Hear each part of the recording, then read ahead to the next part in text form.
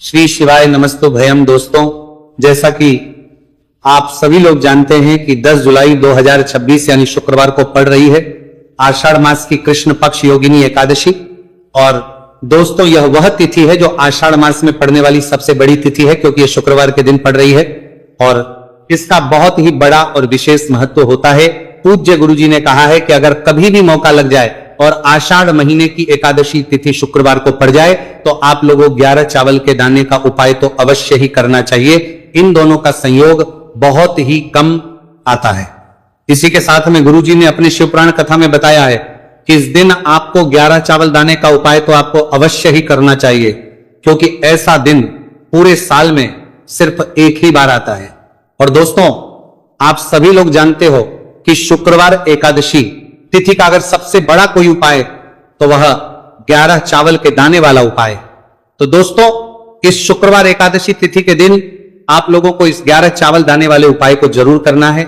बहुत सारे लोग होंगे जिन लोगों ने इस उपाय को ना किया हो, मतलब पूरा साल निकल गया, उन्होंने किसी भी दिन इस 11 चावल के दाने वाले उपाय को ना किया हो।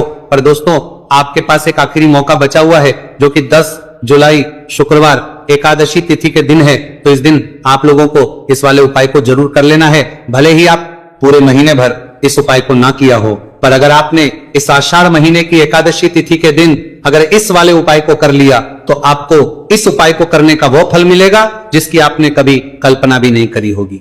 इसीलिए आप लोग इस वाले उपाय को एक बार जरूर कर लेना है, ताकि आप लोगों के हाथ से यह मौका ना जा सके और आपको इस उपाय को करने का फल मिल सके। दोस्तों, यह उपाय पंडित जी ने अपनी अभी की ही श्री शिव महापुराण की कथा में बताया है जी। इस उपाय को आज हम आपको बहुत अच्छे से समझाने वाले हैं। इस वीडियो को देखने बाद इस उपाय को समझने के लिए आपको कोई और वीडियो को देखने की जरूरत नहीं पड़ेगी। तो चलिए दोस्तों, उपाय को शुरू करते हैं। देखिए, ये इस आषाढ़ महीने के शुक्रवार एकादशी तिथि के दिन ये इतना खास होता है, इतना महत्वपूर्ण होता है, देखा गया है। कभी कभी बड़े बड़े पूजा पाठ अनुष्ठान से जो मनोकामना पूर्ण नहीं होते, वो आषाढ़ महीने के शुक्रवार एकादशी तिथि के दिन एक छोटे से उपाय करने से ही आपकी मनोकामना पूर्ण हो जाती है। और बहुत सारे लोग इस उपाय को किया भी है और उनको इस उपाय को करने का फल भी जरूर मिला है। अगर आप लोग भी इस उपाय को करना चाहते हैं तो आप इस उपाय को पहले अच्छे से समझ लेना, सुन लेना, उसके बाद करना। आपको इस उपाय का फल जरूर मिलेगा। और इस उपाय को कर लेने से आपके घर में चाहे किसी भी प्रकार की दुहक और समस्या क्यों ना चल रही हो, आपको उसका कारण भी नहीं पता है कि भाई यह समस्या किसका कारण से चल रही है, उसका भी कुछ कारण हो सकता है, जैसे पितृदोष हो सकता है या किसी भी तरह का मंगल दोष भी हो सकता है। तो इस दिन आप लोगों को यह वाला उपाय करने लेना है। यह एक ऐसा उपाय है जिस उपाय को अगर किसी विशेष दिन पर किया जाए तो भाई उस विशेष दिन का जो है वो तो हमें मिलता ही मिलता है, पर हमने उस दिन पर इस उपाय को किया है तो हमें उससे भी बड़ा फल मिलता है, और फल बहुत जल्दी मिलता है, क्योंकि आप इस उपाय को बहुत ही बड़े और विशेष पर कर रहे हो। तो चलिए अब उपाय के बारे में बात करते हैं, लेकिन उससे पहले आप लोगों को यह जानना आवश्यक है कि आखिर ये उपाय किस समय करना है, किसको करना है और कैसे करना है। तो चलिए हम आगे आपको वीडियो में एक एक करके बता रहे, तो कोई ना के लिए आपको देखने को मिलेगा, देते हैं। लेकिन उससे पहले अगर आप लोग हमारे चैनल पर पहली बार आए हैं या फिर मेरी आवाज आज पहली बार सुन रहे हैं तो हमारे चैनल को सब्सक्राइब जरूर कर लेना, और इस वीडियो को करके कमेंट बॉक्स में श्री शिवाय नमस्तुभयम ओम नमः शिवाय जरूर टाइप कर देना। तो दोस्तों, इस 11 चावल के दाने वाले उपाय को हमें इस शुक्रवार एकादशी तिथि के दिन कैसे करना है, किसको करना है, किस समय करना है और कहां पर करना है, ये सारे सवालों के जवाब आपको इस वीडियो में मिल जाएंगे। और जो ये वीडियो देखिएगा भाई, उसको 11 चावल के दाने वाला उपाय जरूर करना चाहिए, क्योंकि इस दिन एक चावल के दाने का बहुत ही बड़ा और विशेष महत्व होता है। और जब बात आ जाए 11 चावल के दाने की तो ये सोने पर सुहागा वाली बात हो जाती है, और ये एक बहुत ही बड़ा उपाय हो जाता है इस शुक्रवार एकादशी तिथि का। तो अब दोस्तों, इस 11 चावल के दाने वाले उपाय को आखिर करना किसको है, सबसे पहले हम लोग वो बात जान लेते हैं।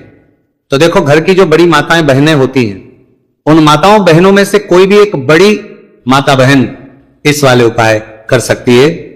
और दोस्तों, अगर आप चाहे तो अपने घर में से सभी सदस्यों को भी इस उपाय को करवा सकते हैं। अगर किसी व्यक्ति की खुद की कोई मनोकामना है, खुद की कोई दुख और परेशानी है जो कि वो अपने लिए ही करना चाहता है, इस वाले उपाय को तो वो खुद अपने लिए भी कर सकता है। बाकी अगर कोई घर में से ऐसा है जो कि अपने पूरे घर परिवार की सुख और शांति के लिए ये वाला उपाय करना चाहता है तो भाई वो भी कर सकता है, उसमें भी कोई दिक्कत वाली नहीं है। कहने का मतलब यह है कि इस उपाय को हर एक सदस्य भी कर सकता है और पूरे घर परिवार के सदस्य के लिए घर की बड़ी माताओं बहनों में से कोई एक माता बहन भी कर सकती है। माताएं बहनें अगर घर में उपस्थित ना हो या वो यह वाला उपाय ना कर पा रही हो तो फिर घर का कोई बड़ा सदस्य भी इस 11 चावल के दाने वाले उपाय को कर सकता है, चाहे फिर वो पुरुष ही क्यों ना हो, उसमें कोई भी दिक्कत वाली बात नहीं है। अब दोस्तों, इस 3 बल के दाने वाले उपाय को हमें करना कहां पर है? हमें इसे शिव जी के मंदिर में जाकर करना है। बहुत सारे लोग प्रश्न करते हैं हर एक उपाय को करते समय, क्या हम इस उपाय को घर पर कर सकते हैं? तो इस वाले उपाय को आप घर पर नहीं कर सकते हो। इस वाले उपाय को करने के लिए आपको शिव जी के मंदिर ही जाना पड़ेगा। उसके बाद में दोस्तों जो अगला प्रश्न निकल कर आता है वो ये आता है, इस उपाय को लेकर के आखिर इस उपाय को हमें किस समय करना है? सुबह के समय करना है कि शाम के समय करना है? तो देखो, इस वाले उपाय को आप लोग सुबह के समय भी कर सकते हो और शाम के समय प्रदोष काल में भी कर सकते हो। अब अगर आप पूछो कि भाई सबसे उत्तम समय कौन सा रहेगा इस 31 चावल के दाने वाले उपाय को करने का, तो हम आपसे बस यही कहेंगे कि इस उपाय को आप सुबह के समय करेंगे तो ज्यादा बेहतर होगा। बाकी अगर प्रदोष काल शाम के समय भी करेंगे तो भी अच्छा होगा, उसमें कोई भी दिक्कत वाली बात नहीं है। तो अब दोस्तों अगली सबसे बड़ी और महत्वपूर्ण बात आती है, वह यह आती है कि सुबह अगर हम उपाय को करेंगे तो हमें कितने बजे से लेकर कितने बजे तक के बीच में करना है, और शाम के समय प्रदोष काल में करेंगे तो हमें कितने बजे से लेकर कितने बजे के बीच में करना है। तो देखो, सुबह जितनी जल्दी हो सके आप उपाय को करने की कोशिश करना। बाकी अगर किसी कारणवश लेट भी हो जाओ, ठीक देर भी हो जाए, तो 10 या 11 बजे तक भी आप उपाय कर लेना, पर 12 बजे से ज्यादा देरी ना हो, ठीक है? इस बात का ध्यान रखना। उसके बाद में दोस्तों अगर शाम के समय प्रदोष काल की बात करें, प्रदोष काल का जो समय है होता है वो शाम के 6 बजे से शुरू हो जाता है। मतलब शाम के 6 बजे से लेकर 7 बजे के बीच का जो समय होता है ये समय प्रदोष काल का समय होता है। पर अभी जो मौसम चल रहा है, इस मौसम में जो है शाम बहुत देरी से होती है, तो आप इस उपाय को 7 या 8 बजे के बीच में भी कर सकते हो। मतलब शाम के 6 बजे से 8 बजे के बीच में आप कभी भी इस वाले उपाय को कर सकते हो, उसमें कोई भी दिक्कत वाली बात नहीं है। अब दोस्तों यहां पर इस उपाय को लेकर एक और सबसे बड़ी बात यह निकल कर आती है कि इस 11 चावल के दानों को हमें लेना कहां से होता है, और हमें इस उपाय को करने के साथ में क्या और कुछ भी सामग्री ऐसी होती है जो शिव जी के मंदिर लेकर जानी पड़ रही है। तो देखो यहां पर हम आपको बता दें, सबसे पहले आप लोग ये जान लो कि ये जो 3 चावल के दाने वाला उपाय है, सिर्फ और सिर्फ आप उपाय की सामग्री लेकर कभी भी शिव जी के मंदिर मत जाना, क्योंकि हमें भगवान के सामने यह नहीं दर्शा है कि अगर हम भगवान शिव जी के मंदिर आए हैं तो अपने फायदे के लिए आए हैं। तो इसलिए जो भी पूजन सामग्री है, उपाय सामग्री है, 11 चावल के दाने, इसके साथ में आपको पूजन सामग्री भी जरूर लेकर जाना है। देखो, अगर सुबह के समय उपाय कर रहे हो तो सीधी सी बात है, 1 लोटा जल तो आप लेकर जाओगे ही जाओगे। वही 1 लोटा जल अगर मिट्टी का जल हो तो बहुत अच्छा रहेगा। मिट्टी का जल कैसे बनाता है, इसके लिए हमने पहले से बहुत सारी वीडियोस बना दी है आपके पास। इस दिन एक आखिरी मौका रहेगा, मिट्टी का जल शिव जी पर चढ़ने का और उपाय को करने का बहुत बड़ा आपको इस दिन फल मिलेगा। तो इसीलिए इस दिन हो सके तो भाई मिट्टी का जल चढ़ाना, तो अपने साथ में कम से कम 1 लोटा जल तो आपको लेकर जाना ही जाना है। अगर मिट्टी का जल नहीं है तो घर का जल भी आप इस्तेमाल कर सकते हो। इसके अलावा जो भी पूजन सामग्री है, देखो 11 के दाने ये अलग आपके रहेंगे और जो आपकी पूजन सामग्री रहेगी वो अलग रहेगी। पूजन सामग्री में आप जो भी चीज लेकर जाना चाहे वो लेकर जा सकते हैं। एक बेलपत्र भी लेकर जा सकते हैं, उसमें कोई भी दिक्कत वाली बात नहीं है। वहीं अगर हम बात करें शाम के समय की, तो शाम के समय शिव जी पर जल नहीं चढ़ता है, इसीलिए शाम के समय आप लोग एक दीपक तैयार कर लें जो कि गोल तीखा आटे का शुद्ध देसी गाय का घी का होगा, है ना? इस बात का आप लोगों को ध्यान रखना है। और इस दीपक को आपको घर से जलाकर नहीं लेकर जाना है, भगवान शिव जी के मंदिर में जाकर ही जलाना है। इस बात का भी आप लोगों को ध्यान रखना है। अब दोस्तों यहां पर हमें इस बात को समझना है कि ये 11 चावल के दाने हमें लेना कहां से है। क्या हमें दुकान से लेकर आना है या हमें अपने घर से लेना है या कहां से लेकर आना है और कौन से चावल लेना है, क्योंकि चावल भी बहुत प्रकार के होते हैं। तो देखो इन सभी सवालों के जवाब आप लोग एक बात में सुन लो कि भाई जो उपाय है, इस उपाय में आपको ये नहीं देखना है कि भाई कौन से चावल है कौन से चावल नहीं है। बस जो भी चावल ले रहे हो वो चावल का दाना सबूत होना चाहिए, मतलब साबुत होना चाहिए, टूटा हुआ नहीं होना चाहिए, कटा पीटा नहीं होना चाहिए। ये बात आपको ध्यान रखना है। बाकी आपका चावल बासमती हो या सादा चावल हो या कोई सा भी चावल हो, उसमें कोई भी दिक्कत वाली बात नहीं है। तो सीधी सी बात है कि आपके घर के रसोई घर में जहां पर आप बनाते हो, वहां पर जो भी चावल आपके उपस्थित हो, उन चावलों में से अपनी एक कटोरी भर लेना या एक मुट्ठी चावल अलग से निकाल कर रख लेना, क्योंकि हम 11 चावल ही यहां पर इस उपाय में लेने वाले हैं। तो हमें ये चावल के दाने गिनकर निकालने पड़ेंगे, इस बात का आप लोगों को ध्यान रखना है। तो अपने उस चावल की कटोरी में से या चावल में से 11 ऐसे चावल के दाने आप लोग निकाल लो जो कि टूटे हुए ना हो, कटे पीटे ना हो, कोई दाग ना लगा हुआ हो, है ना। अच्छे साबुत चावल के दाने 31 दाने आप लोग निकाल कर रख लो और इन्हें किसी भी एक कागज की पड़िया में या किसी एक छोटी सी कटोरी में आप लोग रख लो, ताकि ये सुरक्षित रहे, आपके एक भी चावल का दाना इधर उधर ना हो और आपका उपाय भी पूरा अच्छे से हो जाए।